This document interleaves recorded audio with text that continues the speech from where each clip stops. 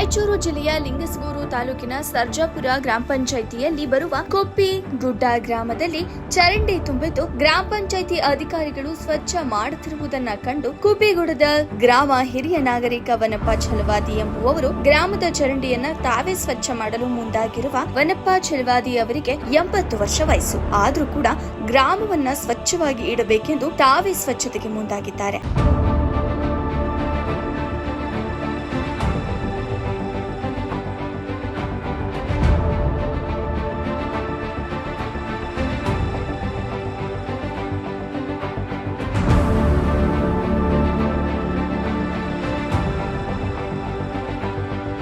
ಇಂದಾದರೂ ಕಂಡು ಗ್ರಾಮ ಪಂಚಾಯಿತಿ ಅಧಿಕಾರಿಗಳು ಎಚ್ಚೆತ್ತು ಸ್ವಚ್ಛತೆಗೆ ಮುಂದಾಗುತ್ತಾರಾ? ಕಾದು ನೋಡಬೇಕಾಗಿದೆ.